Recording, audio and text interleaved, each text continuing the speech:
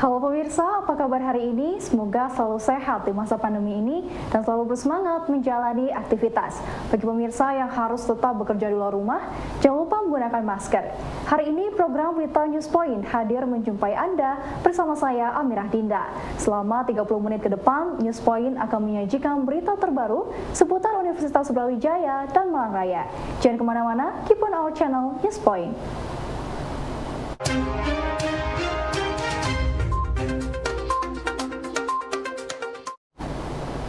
Pemirsa, sumber mata air yang berada di kawasan UB Forest Sumberwangi, Karangploso membutuhkan konservasi.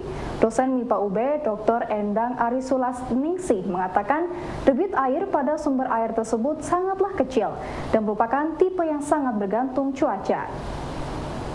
3 sumber mata air yang berada di kawasan UB Forest memiliki debit air yang kecil sehingga membutuhkan penanganan lebih lanjut agar debit airnya meningkat. Endang melihat vegetasi di sekitar sumber mata air yang berupa pohon beringin dan jenis fikus lainnya masih sangat kurang sehingga harus dilakukan penanaman di sekitar area sumber air. Penanaman ini penting untuk mengikat air dan kemudian mampu meningkatkan debit sumber air di kawasan hutan UB Forest tersebut agar dapat dimanfaatkan secara lebih maksimal. Ini adalah salah satu jenis mata air yang sangat kecil debitnya dan ini merupakan salah satu ciri dari mata air topografi. Jadi mata air yang debitnya kecil dan kemudian debitnya sangat terpengaruh oleh musim dan terpengaruh juga oleh vegetasi yang ada di sekitarnya. Kita bisa melihat di sini pohon besar-besar yang tersisa itu adalah dari keluarga beringin. Jadi kalau kita ingin mengkonservasi maka kita tanam kembali beringin gitu. Ya, jadi mata airnya berupa tetes-tetesan, rembesan-rembesan air, nanti terkumpul terus biasanya terus disalurkan ke suatu tempat. Dari setelah sampai ke suatu tempat, baru kemudian disalurkan untuk Mahasiswa MIPA UB yang mengikuti mata kuliah konservasi biodiversitas dilibatkan dalam pemulihan sumber mata air di UB Forest. Selain sebagai bagian dari mata kuliah, tujuan dari pelibatan ini adalah agar mahasiswa memiliki kepedulian terhadap lingkungan. Dosen MIPA UB, Dr. Endang Arisulaningsih bersama tim Tetengger Bumi UB mengajak 20 mahasiswa untuk melakukan penanaman pohon di sekitar sumber mata air di kawasan UB Forest Sumberwangi, Karangploso. Selain itu, untuk memperdalam mata kuliah, Endang memiliki tujuan agar mahasiswa melihat secara langsung kondisi sumber mata air dan melihat vegetasi yang mendukung bagi peningkatan debit mata air di kawasan tersebut. Secara keseluruhan ada 59 tanaman dari keluarga Moraceae yang kita tanam untuk konservasi air tanah gitu. Jadi ada 59 bibit minimal ya. Nah, itu jenisnya apa saja, Bu? Jenisnya ada gondang, elo, iprik, bulu, bendo, kemudian ada juga nangka, semua dari keluarga Moraceae.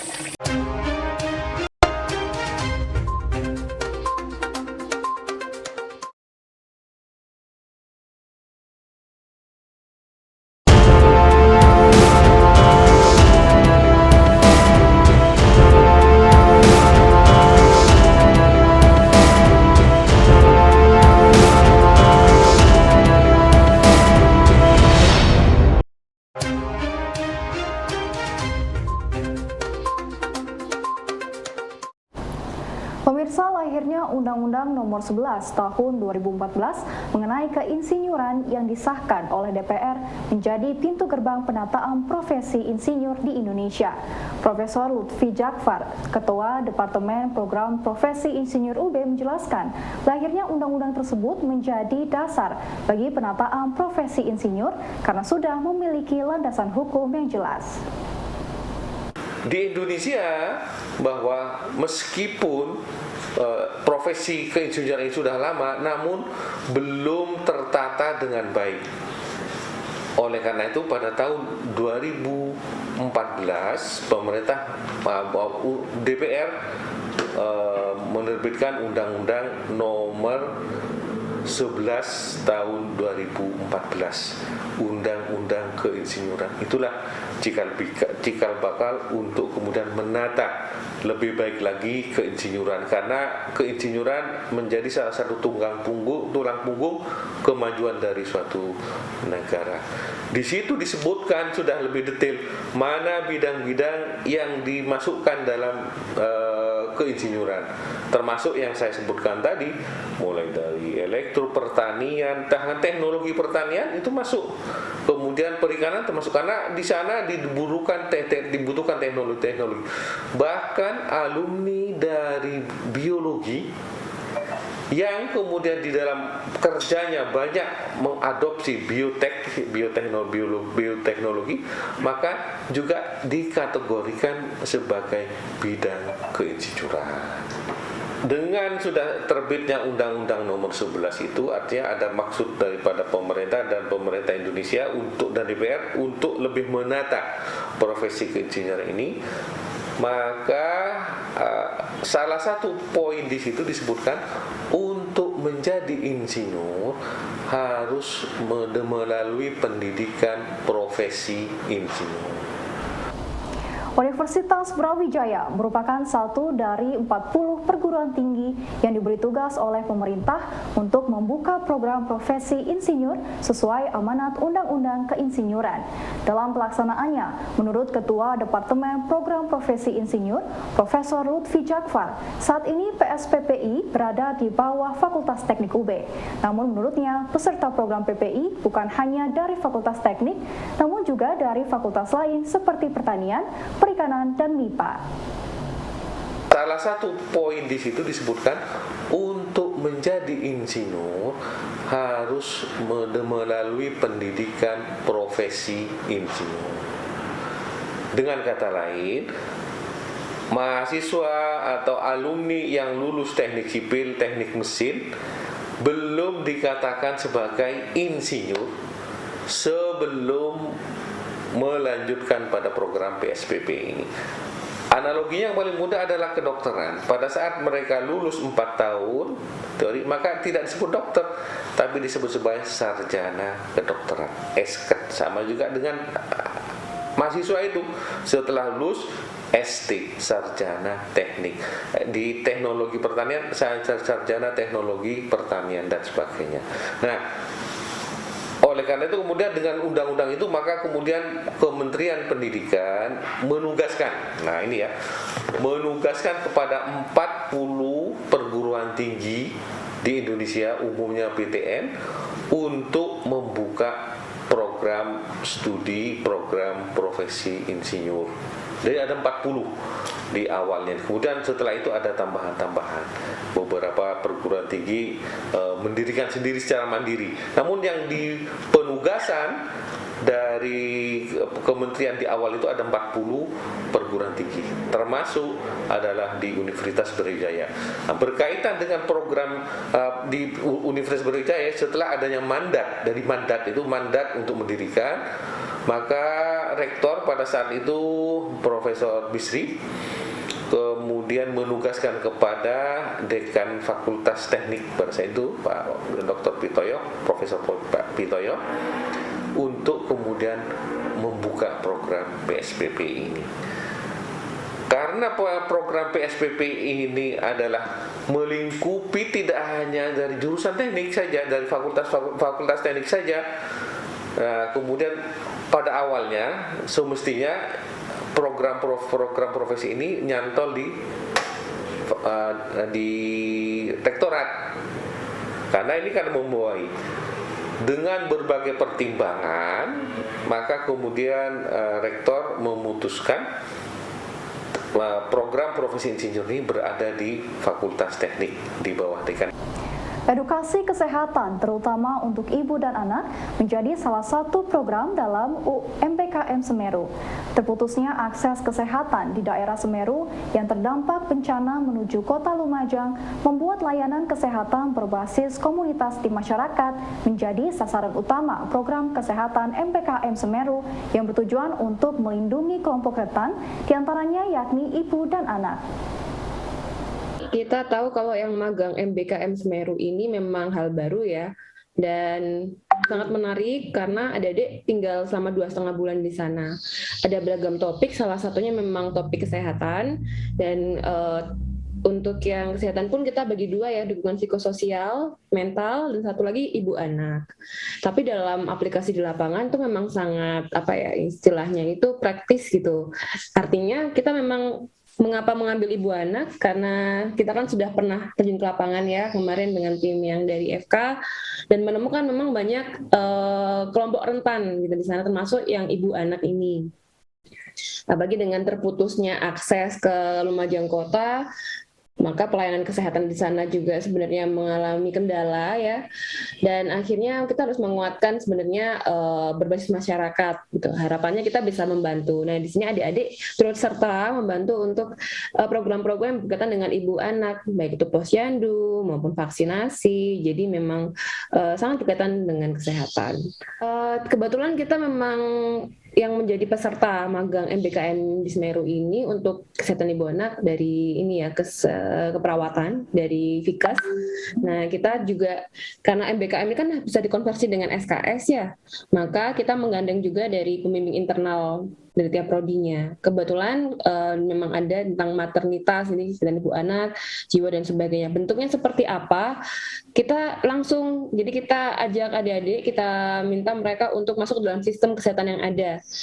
Jadi sehari-harinya mereka akan melakukan edukasi di puskesmas gitu ya, ketika ada pasien, lalu bagaimana mereka belajar untuk menangani pasien, asuhan keperawatannya seperti apa, edukasinya seperti apa, bagaimana untuk menjaga kesehatannya, kemudian berbasis komunitas nantinya adik-adik akan diajak untuk mengedukasi, mengajak baik itu subjeknya bisa jadi masyarakat setempat maupun aparat setempat gitu ya, mengadvokasikan misal didapatkan gap-gap permasalahan. Nah, karena memang ini masih baru, jadi memang kita menyarankan di awal untuk melakukan penelitian dasar gitu ya. Kita jadi meng-assess dulu, menilai dulu apa sih kebutuhannya masyarakat. Setelah itu baru kita merancang program-programnya gitu. Nah, salah satu kegiatan yang daily rutin dilakukan adik-adik itu menjaga posko kesehatan ya. Jadi juga bekerja sama dengan relawan-relawan lain terkait kesehatan. Jadi melakukan rawat luka ke daerah-daerah korban atau mungkin di daerah Pronojiwo sendiri di sana. Beberapa kan mungkin tidak bisa mobile gitu ya pasien-pasiennya, jadi melakukan perawatan di rumah seperti itu salah satu bentuknya.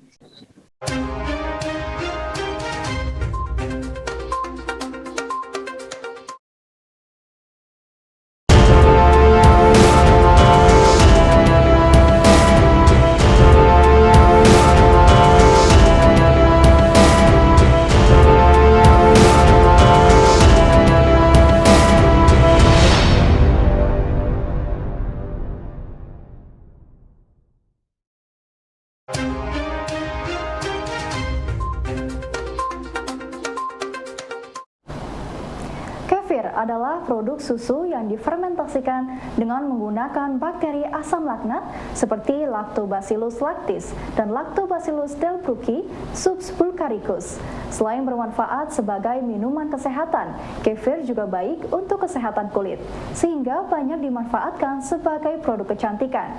Pasalnya, produk berbahan baku susu segar ini memiliki sifat antimikroba yang dapat menangkal bakteri dan jamur, serta kandungan antioksidannya yang tinggi, maka dapat membantu merawat kulit dari pengaruh sinar matahari dan polusi. Antioksidan bekerja melindungi kulit dari dalam, sehingga dengan menjaga sel-sel kulit tubuh dari kerusakan. Jadi awal mulanya itu kami menciptakan sebuah inovasi face cream yang terbuat dari kefir yang terfortifikasikan oleh bunga telang itu sebenarnya berawal dari kayak kami itu melihat bahwasannya banyak sekali orang-orang di zaman pandemi sekarang itu yang membutuhkan perawatan wajah gitu. Tapi mereka itu sekarang membutuhkan bahan yang alami gitu, karena kan kebetulan yang kimia itu banyak yang komplain gitu kan, kayak misalkan muka saya kok jadi kayak beruntusan atau kayak breakout nggak cocok gitu. Akhirnya kami di sini sebagai mahasiswa peternakan menciptakan produk dari susu fermentasi yaitu kefir. Sebelumnya pada dasarnya juga orang-orang sudah pasti jelas kenal dengan apa itu masker kefir kan. Cuma di sini kita menambahkan kandungan dari bunga telang atau Clitoria ternatea itu karena di bunga telang sendiri itu mengandung antioksidan yang sangat tinggi. Jadi di sini tuh bunga telang itu membantu proses kerja dari si kefir yang sudah tinggi juga antioksidannya. Jadi karena bunga telang juga mengandung AHA yang bagus juga untuk meregenerasi kulit wajah, terus mengandung flavonoid yang bagus juga untuk anti aging dan mengandung antioksidan dan senyawa fenolik. Jadi di sini kami menggunakan bunga telang gitu. Dan di sini itu awalnya bunga dan dicampurkan ke kefir. Tapi untuk proses pembuatan kefir sendiri itu awal mulanya dari susu murni yang dipasteurisasi.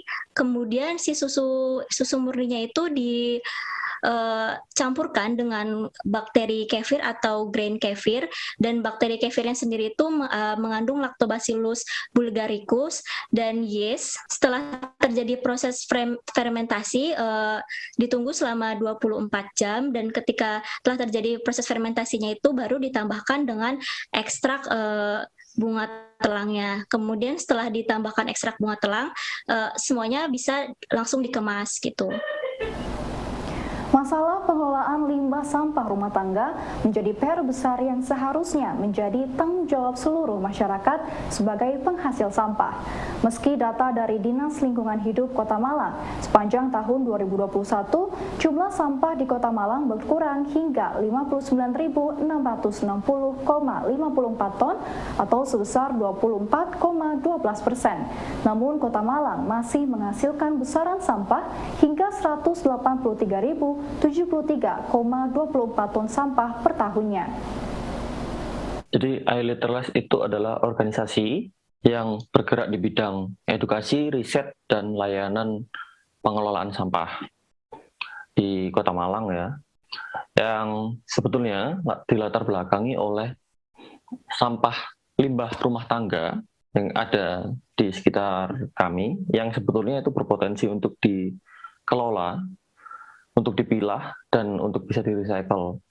Tapi kami mengembangkan analisis kami, ternyata yang lebih potensial dan menjadi masalah di Malang itu adalah limbah kafe yang selama ini belum terkelola ya, kelewat untuk dikelola.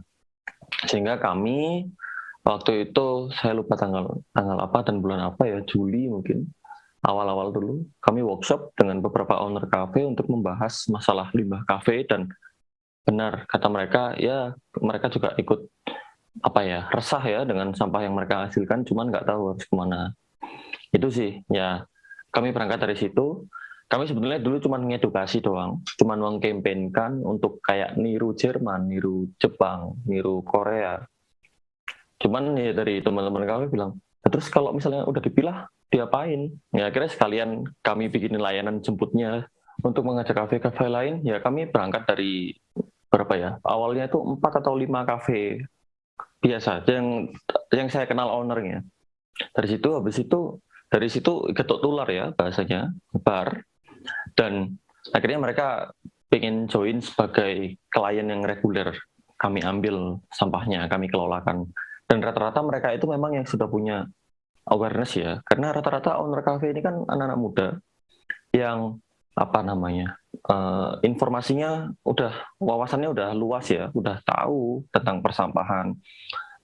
Kayak ada kok testimoninya 3 kafe teman-teman kami itu yang kami tanyakan ya tentang gimana pendapat mereka tentang sampah kafe. Ya mereka resah, cuman mereka nggak tahu bisa berbuat apa.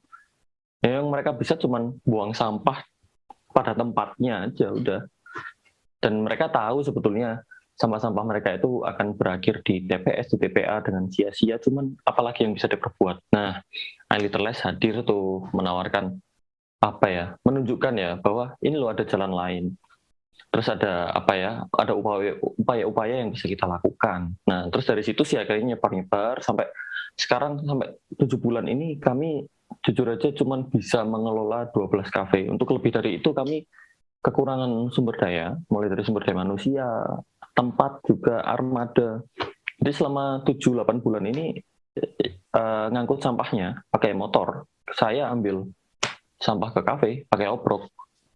Yang itu kalau misalnya ada salah satu kafe gede, Warkop Brewok gitu, itu saya sekali ambil udah penuh, jadi harus pulang lagi. Gitu. Jadi emang sulitnya di situ.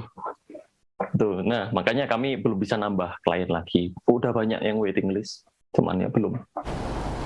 Ketua Umum Ikatan Alumni Universitas Brawijaya, Profesor Ahmad Erani Yustika berpesan kepada alumni Fakultas Hukum UB yang menjadi calon hakim analis perkara peradilan Mahkamah Agung Republik Indonesia agar memiliki kapasitas dan integritas saat bekerja di sektor publik yang akan mengurus dua hal penting, yaitu memproduksi kebijakan publik dan mengawal pelayanan publik. Hal ini disampaikan dalam acara pembekalan CPNS analis perkara peradilan calon hakim Mahkamah Agung Republik Indonesia yang digelar secara daring pada 13 Februari 2021. Nah, saya mewakili dari pengurus pusat Ikatan Alumni Universitas Brawijaya menyambut gembira para alumni yang luar biasa ini yang telah diterima menjadi calon pegawai negeri sipil.